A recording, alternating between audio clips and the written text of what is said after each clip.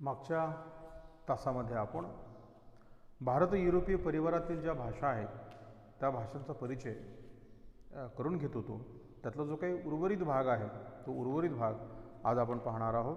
मागच्या तासाला आपण भारत इराणी आर्य भाषा ज्या आहेत त्याचा परिचय करून घेतला. त्याचबरोबर इराणी आर्य भाषा या अनुषंगाने देखील आपण काही माहिती करून घेतलेली आहे. आज आपण त्याचा पुढचा जो भाग आहे, पुढचे जे भाषाकुलं आहेत त्यांचाही परिचय आज आपण थोडक्यात करून घेणार आहोत. साधारणतः ही जी भाषाकुलं आहे ते भारत युरोपीय परिवारातील जे भाषा आहेत त्यांचा परिचय आपण करून घेत आहोत.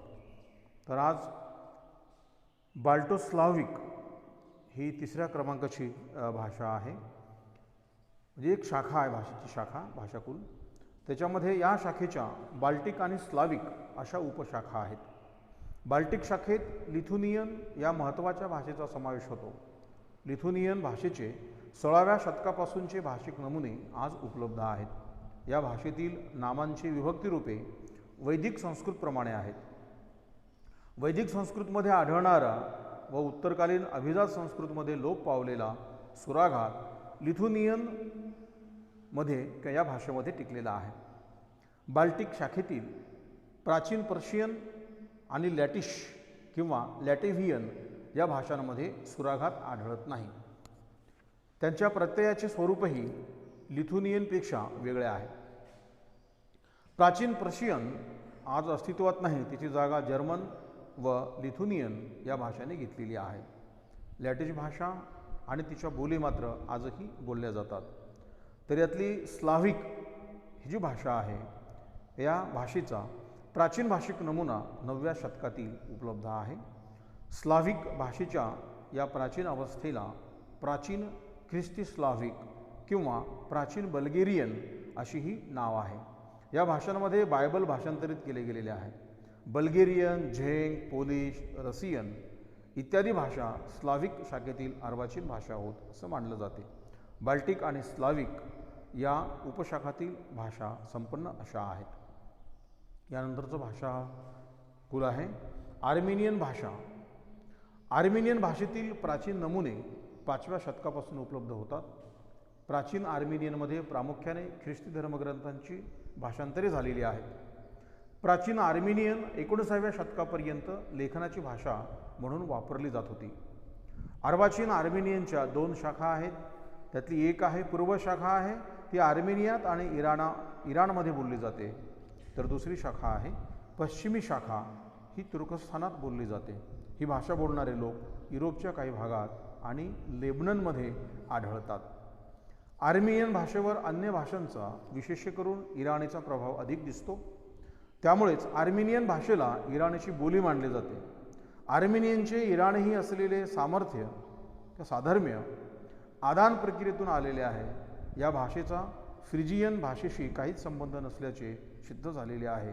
त्यामुळे तिला इंडो युरोपियन भाषाकुलातली स्वतंत्र शाखा मांडण्यात आलेल्या आहेत. नंतरची शाखा आहे अल्बेनियन शाखा. अल्बेनियन शाखेतील प्राचीन भाषिक नमुने आज उपलब्ध नाहीत. अल्बेनियनवर लॅटिन, ग्रीक, स्लाव्हिक आणि तुर्की भाषांचा परिणाम झालेला दिसून येतो. शब्दसंग्रह लॅटिनशी अधिक करून जुळताना दिसून येतो. या भाषेचे लिखित रूप अगदी तुरळक स्वरूपामध्ये उपलब्ध होते. त्यामुळे तिच्या प्राचीन रूपाचा अंदाज करता येत नाही. या भाषेचा इतिहास सुमारे 14व्या शतकापासून सांगता येतो. प्रामुख्याने अल्बेनियात ही भाषा बोलली जाते. 6वा प्रकार आहे किंवा 6वी शाखा आहे जागतिक भाषेच्या संदर्भातली ग्रीक अथवा हेलेनिक शाखा. ग्रीक किंवा हेलेनिक भाषा ऐतिहासिक दृष्टीने महत्त्वाची असली तरी आज संख्येने फारच अल्प प्रमाणामध्ये किंवा अल्प लोक ती भाषा बोलतात. ग्रीस देशात, सायप्रसमध्ये आणि तुर्कस्थानात तुरळकपणे ग्रीक भाषा बोलली जाते. ग्रीक भाषेतील प्राचीन नमुने इसवी पूर्व 1200 ते 1450 या काळातील आहेत. अगदी अलीकडे ते उपलब्ध झालेले आहेत. मातीच्या शिक्क्यांवरील हे भाषिक नमुने मासिनियन ग्रीक म्हणून ओळखले जातात. प्राचीन ग्रीकच्या पश्चिम आणि पूर्व बोली अस्तित्वात होत्या. पश्चिम बोली डोरिक नावाने ओळखली जाईल. पूर्व बोलीतील आयोनिक आणि अँटिक बोलीतील अँटिक अथेन्स शहरात बोलली जात होती. अथेन्सच्या सांस्कृतिक प्रभावामुळे ॲटिकला प्रमाण भाषेचा दर्जा प्राप्त झाला. कोईने म्हणून ओळखल्या जाणाऱ्या या प्रमाण बोलीपासूनच आजची ग्रीक भाषा ही निर्माण झालेली आहे. यानंतरची जी शाखा आहे ती शाखा आहे भारत युरोपीय परिवारातील जी भाषा आहे ती शाखा आहे इटालिक शाखा. या शाखेला लॅटिन शाखा असेही म्हणतात. इटालिक शाखेचे ओस्कन, उब्रियन आणि लॅटिन फॅलिस्कन असे 2 वर्ग पडतात. लॅटिन फॅलिस्कन वर्गातील लॅटिन भाषा अतिशय महत्त्वाची आहे. ग्रीसमधील लॅटिन बोलीप्रमाणे फ्लॉरेन्स शहरात बोलल्या जाणाऱ्या लॅटिनला फार महत्त्व प्राप्त झालेले आहे. लॅटिनमधील अन्य बोली प्रचारातून नाहीशा झालेल्या असल्या तरी इसवी पूर्व 200 पासूनचे लॅटिन साहित्य विपुल प्रमाणामध्ये उपलब्ध आहे. तर भारत युरोपीय परिवारातील ज्या भाषा आहेत त्यातली नंतरची शाखा जी आहे ती इटालिक शाखा आहे. या शाखेला लॅटिन शाखा असेही म्हणतात.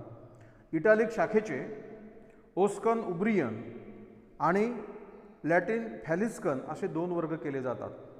लॅटिन फॅलिस्कन वर्गातील लॅटिन भाषा अतिशय महत्त्वाची आहे. ग्रीसमधील लॅटिन बोलीप्रमाणे फ्लॉरेन्स शहरात बोलल्या जाणाऱ्या लॅटिनला महत्त्व प्राप्त झालेले आहे. लॅटिनमधील अन्य बोली प्रचारातून नाहीशे झालेल्या असल्या तरी इसवी पूर्व 200 पासूनचे लॅटिन साहित्य विपुल प्रमाणात उपलब्ध आहे. लॅटिन ही ग्रांथिक भाषा असली तरी तिची बोलीही प्रचारात होती. तिलाच व्यावहारिक लॅटिन असे म्हणतात. व्यावहारिक लॅटिनपासूनच इटालियन, फ्रेंच, स्पॅनिश, पोर्तुगीज व रुमेनियन या भाषा निर्माण झालेल्या आहेत. नंतरची शाखा आहे कोल्टिक भाषा. त्या कोल्टिक भाषेमध्ये ब्रिटन, वेल्स, आयर्लंड इत्यादी प्रदेशात कोल्टिक भाषा बोलल्या जातात. आयरिश ही इंग्लिश भाषेचा प्रभाव असणारी वाङ्मय समृद्ध अशी भाषा या शाखेत महत्त्वाची गणली जाते. तिचीच स्कॉच गॉलिक या नावाची शाखा स्कॉटलंडमध्ये प्रसृत झाली. मार्क्स म्हणजे मानबेट, वेल्स, कॉर्निश या भाषाही कोल्टिक शाखेतच मोडतात. नंतरची शाखा आहे जर्मॅनिक भाषा. या जर्मॅनिक ज्या भाषा आहेत या 3 उपशाखांमध्ये विभागल्या गेलेल्या आहेत. एक पूर्वशाखा. या पूर्वशाखेमध्ये जर्मॅनिक शाखेतील सर्वात प्राचीन भाषिक नमुना इसवी सनाच्या 4थ्या शतकातील गॉथिक भाषेत सापडतो. गॉथिक ही पूर्वशाखेतील भाषा असून तिची अर्वाचीन अवस्था उपलब्ध नाही. पश्चिम जर्मॅनिक शाखेतील जर्मनने आज गॉथिकची जागा घेतलेली आहे.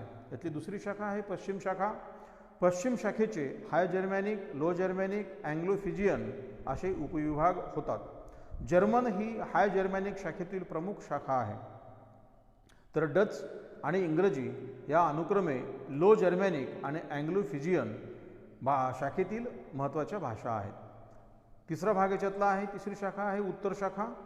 याच्यामध्ये आइसलँडिक, स्वीडिश, नॉर्वेजियन व डेनिश या भाषांचा समावेश जर्मॅनिक शाखेच्या उत्तर विभागात होतो. यानंतर आपण जे पाहत आहोत ते म्हणजे भारत युरोपीय परिवारातील जी भाषा आहे त्यातली 10व्या क्रमांकाची भाषा आहे तुखारी भाषा. तुखारी शाखा. ही तुखारी शाखा इसवी सन 6वे ते 8वे शतक या काळात लिहिलेली बौद्ध धर्मीय हस्तलिखिते हा तुखारी भाषेतील उपलब्ध प्राचीन नमुना आहे. ही हस्तलिखिते मध्य आशियातील चिनी तुर्कस्तानामध्ये 19व्या शतकाच्या अखेरीला सापडलेली आहेत. तुखारी भाषेच्या 2 बोली असून पूर्वेकडील बोलीला अग्नी आणि पश्चिमेकडील बोलीला कुची असे म्हणतात. यानंतरची शाखा आहे हिटाईट शाखा. हिटाईट भाषेत लिहिलेल्या मातीच्या विटा तुर्कस्तानातील उत्खननात सापडलेल्या आहेत. हा भाषिक नमुना इसवी सन पूर्व 1700 ते 1200 मधील आहे. हिटाईट व तिच्याशी संबंधित असलेल्या भाषा यांना अँटोलियन शाखा असेही म्हणतात. हिटाईट शाखेचे इंडो युरोपियन भाषाकुलातील स्थान कोणते याविषयी 2 भिन्न मते मांडली जातात. संस्कृत, ग्रीक आणि लॅटिन भाषांप्रमाणेच हिटाईट भाषा इंडो युरोपियन भाषांपासून झाली आहे असे काहींचे मत आहे. शिवाय त्यांच्या मते हिटाईट भाषा बोलणारे लोक इंडो युरोपियन भाषा बोलणाऱ्या समूहापासून अलग झाल्याने त्यांचे स्वरूप संस्कृत, ग्रीक, लॅटिन या भाषांपेक्षा प्राचीन राहिले असावे असे म्हटले जाते. संस्कृत, ग्रीक, लॅटिन इत्यादी भाषा आणि पुनर्रचित इंडो युरोपियन भाषा यांच्यातील जन्यजनक संबंध जसा दाखविता येतो तसा तो हिटाईटच्या संदर्भामध्ये स्पष्टपणे दाखविता येत नसल्याने हिटाईटला पुनर्रचित इंडो युरोपियनची भाषा भगिनी मानणारा दुसरा वर्ग आहे. अर्थात हिटाईट आणि पुनर्रचित इंडो युरोपियन या भाषा भगिनी मांडल्यावर त्यांच्यात साम्य असणे स्वाभाविक ठरते. हिटाईट आणि इंडो युरोपियन या दोन भाषांची मूळ भाषा म्हणून इंडो हिटाईट भाषेची कल्पना मांडली जाते. हिटाईटच्या काळातील ग्रीक भाषेचे प्राचीन नमुने अलीकडे उपलब्ध झाले आहेत. हिटाईट आणि ग्रीक भाषांमधील प्राचीन नमुन्याचा तुलनात्मक अभ्यास केल्यानंतर ग्रीक संस्कृतप्रमाणे हिटाईट हे इंडो युरोपियन भाषेपासून निर्माण झाले अशीही दाखवता येते. पहिल्या वर्गातील भाषाशास्त्रज्ञाच्या मताला आज सर्वत्र मान्यता प्राप्त झालेली आहे. आता आपण बघणार आहोत भारत युरोपीय परिवारातील ज्या काही भाषा आहेत आतापर्यंत ज्या बघितल्या आपण त्यांचे नेमके भाषाविशेष काय आहेत ते भाषाविशेषही या निमित्ताने आपण पाहणार आहोत. भारत युरोपीय भाषावंश हा एकाच वृक्षाच्या अनेक शाखांचा असल्यामुळे त्यात काही समान विशेष आढळणे स्वाभाविक आहे. ते विशेष आता पुढील प्रमाणे आहेत. त्यातलं एक, या परिवारातील भाषांचे प्रामुख्याने भाषाशास्त्रीय संशोधन झालेले आहे. 2, प्राचीन काळापासून जगातील बहुतेक विकसित आणि पुढारलेल्या देशांवर या भाषांचा राजकीय प्रभाव असलेला दिसतो. 3, जगातील विकसित देशातील समाज या भाषा बोलतात. त्या भाषा बोलणाऱ्यांची सांस्कृतिक प्रगती डोळ्यात भरण्यासारखी आहे. इंग्रजी, फ्रेंच, जर्मन या भाषांमध्ये साहित्य आणि भौतिकशास्त्रे यांचा विकास झाला, तोही डोळे दिपवणारा आहे. संस्कृतसारखी प्रगल्भ भाषा जगात विरळच आहे. 4था विशेष आहे, या भाषेतील शब्दांची उत्पत्ती पाहून त्यांच्या मूळ रूपांपर्यंत जाता येते. प्रत्येक शब्द कोणत्या तरी एकाक्षरी क्रियादर्शक सीमांत धातूपासून बनलेला दिसून येतो. अर्थ आणि ध्वनी या दोन्ही दृष्टीने अशा धातूंचा अभ्यास करता येतो. 5वा विशेष आहे, या सर्व भाषात विशिष्ट अशी स्वभावानुवृत्ती आढळते. प्रत्येक भाषेत विविध असे भेद असले तरी मूळ भाषा आणि पोटभाषा यांचा एकमेकावर कमी अधिक प्रमाणात परिणाम झालेला दिसतो. या दृष्टीने या भाषात एकसूत्रीपणा दिसून येतो. 6वा विशेष आहे, या वर्गातील भाषांचे व्याकरण नियमबद्ध आणि नियमित आहे. प्रस्थापित व्याकरणिक नियम दीर्घकाळ टिकतात असेही दिसून येते. 7वा विशेष आहे, या वर्गातील प्रमुख भाषांची अर्थात लॅटिन, संस्कृत, इंग्रजी यांची जी काही प्रवृत्ती आहे आज सामाजिकतेची दिसत असली तरी त्याचे प्राचीन रूप प्रत्ययी होते. 8वा विशेष आहे, नामांचे आणि क्रियापदांचे प्रत्यय निरनिराळे असून त्यांची साधनाही वेगळी दिसते. या भाषांमध्ये 2 वचने आणि 5 ते 9 पर्यंत विभक्ती दिसतात. 9वा विशेष आहे, या वर्गातील बहुतेक सर्व वर्तमान भाषांचा इतिहास प्राचीन परंपरा सांगणारा दिसून येतो. 10वं विशेष आहे, जगातील बहुतेक सर्व प्रदेशांमध्ये या भाषांपैकी कुठली ना कुठली भाषा बोलली जाते. भौगोलिकदृष्ट्या व्यापकता हा त्यांचा विशेष आहे. आणि 11वं विशेष असं आहे की जगातील बहुसंख्य लोक या परिवारातील भाषा बोलतात. आता यानंतर आपण आर्य भारतीय अर्थात इंडो आर्यन भाषाकुलांचा जो काही वंशवृक्ष आहे तो साधारणतः कसा आहे ते थोडक्यात आपण पाहणार आहोत. इंडो युरोपियन ही मूळ शाखा आहे. याच्यामध्ये इंडो इरानियन, हिटाईट, तुखारी, Armenian, Greek, Albanian, Baltoslavic, Italic, Celtic आणि जर्मॅनिक अशा एकूण 10 शाखा याच्यामध्ये येतात. यांचा एक वंशवृक्ष इंडो युरोपियनचा. यातली पहिली जी आहे इंडो इरानियन, यांच्या काही शाखा आहेत, भाषाकुलं आहेत ते आपण पाहणार आहोत. इंडो इरानियनच्या 2 शाखा, त्यातली एक आर्य भारतीय आणि दुसरी इराणी. आर्य भारतीयाची दुसरी शाखा आहे संस्कृत, संस्कृतनंतर प्राकृत, प्राकृतनंतर अपभ्रंश आणि अपभ्रंशपासून मराठी, गुजराती, हिंदी, बंगाली आणि पंजाबी इत्यादी भाषा निर्माण झाल्यात. म्हणून मराठी ही इंडो इरानियन या भाषाकुलातीलच भाषा आहे. आर्य भारतीय भाषाकुलातील मराठी ही भाषा आहे आणि आर्य भारतीय भाषा ही इंडो इरानियन कुलातील आहे. आणि इंडो इरानियन याचं जे काही कुल आहे ते इंडो युरोपियन मधील हे कुल आहे. इंडो इरानियनची जी दुसरी शाखा इराणी आहे, त्या इराणीपासून अवेस्ता आणि प्राचीन पर्शियन अशा 2 शाखा निर्माण झाल्या.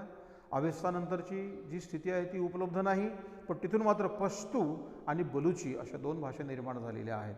तर इराणी शाखेची दुसरी जी शाखा आहे त्यात प्राचीन पर्शियन नंतर पहलवी आणि पहलवीनंतर पर्शियन ही भाषा अस्तित्वात आली किंवा निर्माण झाली, असं साधारणतः इंडो युरोपियन आणि इंडो इराणियन या भाषाकुलांचा परिचय किंवा वंशवृक्ष आपल्याला या पद्धतीनं सांगता येईल.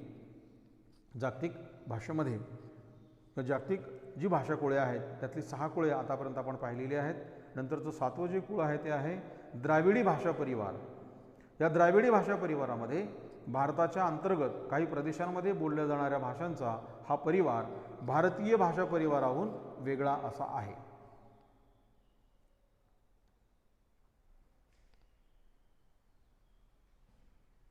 दक्षिण भारतातील तामिळ, तेलुगू, कानडी, मल्याळम या भाषा द्राविडी कुळातील प्रमुख भाषा आहेत. त्यांचे उपप्रकार, बोली ही वेगळेपण गृहीत धरावेच लागते. पूर्व बलिस्तानमधील ब्राहुई भाषा याच कुलातील आहे. इंडो युरोपियन भाषा बोलणारे लोक भारतात येण्यापूर्वी द्राविडी भाषा भारतभर बोलल्या जात असाव्यात. त्यातील कानडीसारख्या भाषेचा परिणाम आर्य भारतीय कुलातील मराठीवर जन्मतःच झालेला नाकारता येत नाही. 18व्या शतकात द्राविडी भाषा संस्कृतोद्भव मानल्या जात होत्या, परंतु रास्क आणि काल्डवेल या भाषाशास्त्रज्ञांनी ही मत चुकीचे आहे असे दाखवून दिले आणि त्यांचे कुल स्वतंत्र असल्याचे त्यांनी सिद्ध केले. या भाषा अश्लिष्ट अंतयोगात्मक आहेत. साहित्य संस्कृतीदृष्ट्या प्राचीन काळापासून या अत्यंत समृद्ध असून आज त्यांना राज्यभाषा म्हणून मानाचे स्थान मिळाले आहे. याच भाषाकुलात गोंड, उराव तसेच कोटा, कोलामी, तोडा, तुळू, भोरगू, कुई, माल्टो आणि भटक्या जातीतील काही लोकांच्या भाषा यामध्ये मोडतात. 8वं जागतिक भाषाकुल आहे त्याच्यामध्ये आहे कॉकेशस भाषा परिवार. यामध्ये कॉस्पियन समुद्र, काळा समुद्र, कॉकेशस पर्वत या परिसरात या कुलातील भाषा बोलल्या जातात. चेचेयन व लेली, सरकशी म्हणजे उत्तर कॉकेशस, स्वानी, मिंग्रेली, जॉर्जी अर्थात दक्षिण कॉकेशस या भाषा कॉकेशस परिवारातील महत्त्वाच्या भाषा होत. 9वा भाषा परिवार आहे उरल अल्ताई भाषा परिवार. या परिवारातील उरल वर्गात फिनी अर्थात दक्षिण फिनलँड, लापी उत्तर फिनलँड आणि उत्तर नॉर्वे, मग्यार म्हणजे हंगेरी, एस्तोनी म्हणजे एस्तोनियामध्ये, सामयित म्हणजे सैबिरियामध्ये या भाषा येतात. तसेच अल्ताई वर्गात तुर्की तुर्कस्थानात बोलली जाणारी भाषा, किर्गिज, मंग्याली मंगोलियामध्ये बोलली जाणारी भाषा, मंचुई मांचुरियामध्ये बोलली जाणारी भाषा, अझरबैजान, उझबेक, तुंगुजा या भाषा उरल अल्ताई भाषा परिवारामध्ये मोडतात. आहे बुरुशस्की भाषा परिवार. भारताच्या वायव्य प्रदेशातील या भाषा होत. त्यामध्ये तुर्की, तिबेटी, भारत यांच्याशी त्याचा संबंध आहे असेही सांगता येते. 11वा आहे चीनी भाषा परिवार. यामध्ये चीनी भाषेला मोठी परंपरा आणि इतिहासही आहे. इसवी सन 3000 पासून इसवी सन 6व्या शतकापर्यंत तिचे आर्षयुग, इसवी सन पूर्व 6वे ते 10वे शतक प्राचीन युग, इसवी सनचे 10वे ते 13वे शतक मध्ययुग आणि त्यानंतर अर्वाचीन युग असे कालखंड मानण्यात येतात. चीनी भाषा अयोगात्मा आहे. या भाषेत एकाक्षरी शब्द असतात. प्रत्ययामुळे शब्दरूपात कोणतेही बदल होत नाहीत. चीन, तिबेट, ब्रह्मदेश, सयाम इत्यादी देशांमध्ये या भाषेचा प्रभाव आहे. 12वा भाषा परिवार आहे जपानी कोरियन भाषा परिवार. जपानी भाषा ही या परिवारातली महत्त्वाची भाषा आहे. कोरिया, फार्मोसा, मंचुकू, केरोलिन आणि मार्शल बेटे इत्यादी ठिकाणी ती बोलली जाते. ही भाषा अश्लिष्ट योगात्मक आहे. तिच्यातील शब्द अनेकाक्षरी असतात. प्रत्ययावरून लिंगबोध होतो. वचनबोधही प्रत्ययावरूनच होतो. काही विद्वान या भाषेचा अल्ताई परिवार तर काही मलय पोलिनेशियन वर्गात समावेश करतात. 13वा भाषा परिवार आहे बास्क भाषा परिवार. बास्क भाषा ही अश्लिष्ट योगात्मक भाषा आहे, परंतु तिच्यातील क्रियापदे प्रश्लिष्ट असल्याचे दिसते. या भाषेलाच बुस्काटा अथवा यस्कारा असेही म्हणतात. परिजिन, पश्चिम पेरिजिन जवळील प्रदेशात ही भाषा प्रामुख्याने बोलली जाते. 14वा भाषा परिवार आहे अत्युत्तरी भाषा परिवार. यामध्ये चुचकी, कोरियन, कमसदल, अइनू, गिलियक, युराकीर इत्यादी आशियांच्या उत्तर सीमेवर बोलल्या जाणाऱ्या भाषा या परिवारामध्ये येतात. 15वा भाषाकुल परिवार आहे त्याच्यामध्ये आहे सेमेटिक हेमेटिक भाषा परिवार. काही विद्वान अभ्यासक सेमेटिक हेमेटिक हे दोन स्वतंत्र परिवार मानतात। सेमेटिक भाषा अरबस्तान, Iran, Palestine, Russia, Egypt, Ethiopia, Tunisia, Algeria, Morocco या देशात बोलल्या जातात, तर हेमेटिक भाषा इथिओपिया, सोमालिलँड, लिबिया या देशात प्रचलित आहेत। या दोन्ही वर्गांच्या भाषात बऱ्याच बाबतीत साम्य आढळते। सेमेटिक भाषा वर्गाचे पूर्व अतिवायव्य असे दोन उपवर्ग होतात। 16वा भाषा परिवार आहे सुदानी भाषा परिवार। त्याच्यामध्ये या परिवारामध्ये कनुरी, मानफू, हौसा, उले इत्यादी भाषा येतात। त्या आफ्रिकेतील सुदान प्रदेशात बोलल्या जातात। या भाषा अयोगात्म असून त्यातील धातू एकाक्षरी असतात। लिंगबोध सहाय्यक शब्दाने होतो, विभक्ती प्रत्यय या भाषात दिसत नाही। 17वा भाषा परिवार आहे बंटू भाषा परिवार। यामध्ये स्वाहिली, झुलू, काफिर, हेरेरी, कांगो, रुवांदा, उंबुंदू इत्यादी दक्षिण आफ्रिका आणि उत्तर सुदान या प्रदेशातील भाषा बंटू परिवारात येतात। या सर्व भाषा अश्लिष्ट योगात्म आहे। या भाषांशिवाय आणखी कितीतरी भाषा या परिवारात मोडतात वगैरे। 18वा भाषा परिवार आहे होतेनतोत बुशमन भाषा परिवार। या परिवारातील होतेनतोत, नामा, आऊकवे, संदबा, हमरा या भाषा नैऋत्य आफ्रिकेतील ऑरेंज नदीपासून नगामी सरोवरापर्यंतच्या भूभागात बोलल्या जातात। 19वा भाषा परिवार आहे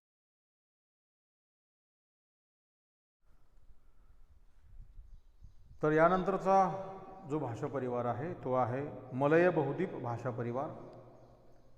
यामध्ये जावा, सुमात्रा, बोर्नियो, सिल्बीज, फिलिपिन्स, बाली, न्यूझीलंड, सॅमोआ, हवाई, ताहिनी, मलयद्वीप आणि प्रशांत महासागरातील अनेक बेटे या भूभागावर बोलल्या जातात। तसेच त्या परिवाराच्या इंडोनेशियातील भाषेवर संस्कृतचा मोठा प्रभाव आहे। या परिवारातील भाषा अश्लिष्ट योगात्मक आहे। 20वा भाषा परिवार आहे पापुई किंवा पापुवन भाषा परिवार। या परिवारातील भाषाही अश्लिष्ट योगात्मक असून त्या न्यू गिनी, राऊ, तोलो, तेरनात, तिदर, सोलोनम द्वीपे इत्यादी प्रदेशात बोलल्या जातात। बंटू परिवाराप्रमाणेच याही परिवारात 600 भाषा येतात। 21वा भाषा परिवार आहे ऑस्ट्रेलिया भाषा परिवार। ऑस्ट्रेलियाच्या उत्तर आणि दक्षिण भागात बोलल्या जाणाऱ्या 100हून अधिक भाषा या परिवारात मोडतात। त्यांचे स्वरूपही अश्लिष्ट योगात्मक आहे। 22वा भाषा परिवार आहे दक्षिण पूर्व आशिया भाषा परिवार। या परिवाराला ऑस्ट्रो एशियाटिक असे दुसरे नाव आहे। या परिवारात मुंडा, मोनखमेर, अन्नामुआडा तसेच धिमाले लिंबू, मुनान, पाटण, कनावटी, मुंडारी इत्यादी भाषा येतात। आशियाच्या आग्नेय भागातील अत्राम, कंबोडिया, सयाम भारताचा काही भाग आणि निकोबार द्वीप या प्रदेशात या भाषा बोलल्या जातात। आणि 23वा भाषा परिवार आहे तो अमेरिकन भाषा परिवार आहे। दक्षिण आणि उत्तर अमेरिकेतील छोट्या छोट्या आदिवासी जमातींच्या हजारो भाषा या परिवारात येतात।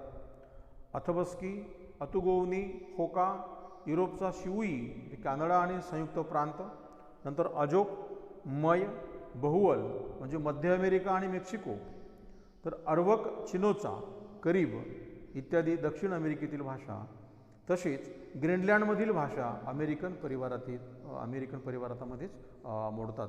आतापर्यंत साधारणतः आपण एक स्थूल मानाने विशिष्ट तत्वाधार घेऊन हे भाषांचे वर्गीकरण परिपूर्ण आणि निर्दोष निशंक आहे असा दावा मात्र या संदर्भात कोणी करू शकत नाही। कारण आपलेच जर उदाहरण घेतलं आपण की मराठी साक्षात कोणत्या भाषेपासून जन्माला आले याचा जरी विचार केला तर या संदर्भात उलटसुलट अशी चर्चा आणि विविध मतांतरे आपल्याला आढळतात। दोन भिन्न भाषा परिवारात तिचा समावेश होताना आपल्याला दिसतो, तर जगात अशा अनेक भाषा असतील की त्यांचा समावेश कोणत्या परिवारात करावा याविषयी प्रश्न निर्माण झालेले आहेत। अशा वेळी हे वर्गीकरण परिपूर्ण आहे असे म्हणणं अशक्यप्राय आहे। शिवाय जगात सुमारे 3000 भाषा बोलल्या जातात असे सुरुवातीलाच सांगितले आहे। या सर्वांचा अचूकपणे समावेश या वर्गीकरणात करता आला आहे असेही नाही। या सर्व गोष्टी ध्यानात घेऊन जगातील भाषांच्या वर्गीकरणाकडे पाहिले पाहिजे। मात्र हे वर्गीकरण जागतिक स्तरावरील भाषाभ्यासात निश्चितपणे मार्गदर्शक होऊ शकते असे डॉक्टर र.रा. गोसावी यांनी मराठीचे ऐतिहासिक भाषाशास्त्र या ग्रंथामध्ये म्हटलेले आहे। मुळातून याचा अभ्यास करणं हे अतिशय महत्त्वाचे आहे। तुर्तास आपण इथे थांबूया।